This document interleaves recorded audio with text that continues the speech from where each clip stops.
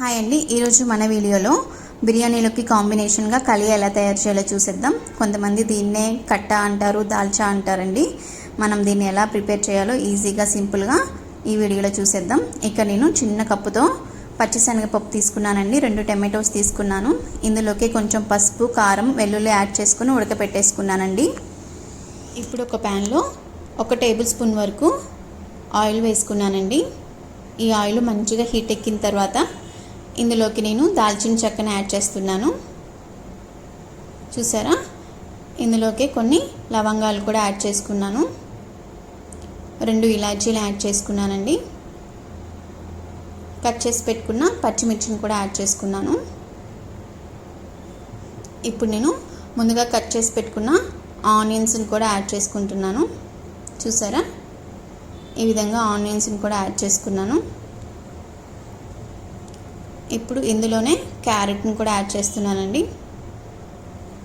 చూసారా, ఈ onions, carrot నేను ఒకేసారి ఫ్రై చేసుకుంటున్నాను.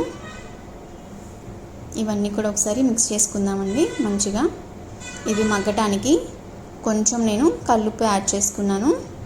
మనం టేస్ట్ అడ్జస్ట్ చేసుకొని లాస్ట్లో మళ్ళీ సాల్ట్ వేసుకుందామండి. కొంచెం పసుపు యాడ్ చేసుకున్నాను, చిల్లీ పౌడర్ కూడా యాడ్ చేసుకుంటున్నాను. ఇందులోకి కొంచెం దంచుకున్న వెల్లుల్లి, చూసారా, వెల్లుల్లి రెబ్బలు, కొంచెం పుదీనా, ఇది కూడా యాడ్ చేసుకుంటున్నాను. ఇప్పుడు ఇందులోనే కట్ చేసి పెట్టుకున్న టమాటోని కూడా యాడ్ చేశానండి. ముందుగా మనం పచ్చిశనగపప్పు ఉడకపెట్టుకున్నాం కదండి, అది మనం గ్రైండ్ చేసుకుందాం. ఈలోపు అది అంతా మగ్గుతుంది, టమాటోస్ అంతా మగ్గిపోతాయి.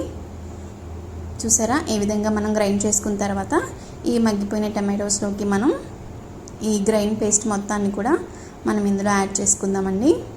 చూసారా, ఈ విధంగా యాడ్ చేసుకున్న తర్వాత చూసారా, ఇదంతా కన్సిస్టెన్సీ థిక్గా ఉంది. సో మనకి కలియా అనేది కట్ట కొంచెం పల్చగా ఉంటేనే టేస్ట్ ఉంటుందండి. కొంచెం వాటర్ అడ్జస్ట్ చేసుకొని వాటర్ పోసుకోండి. ఇందులోకి కొంచెం నేను ధనియాల పౌడర్ యాడ్ చేసుకున్నానండి.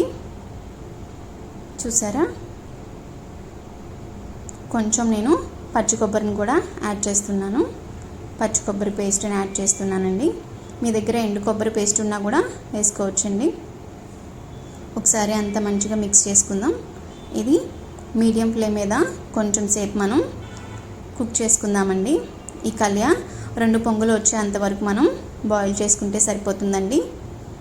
చూసారా, ఈ విధంగా మనకి కొంచెం తెరులుతున్నప్పుడే మనం ఒకసారి తిప్పుకుంటూ చూసుకోవాలండి.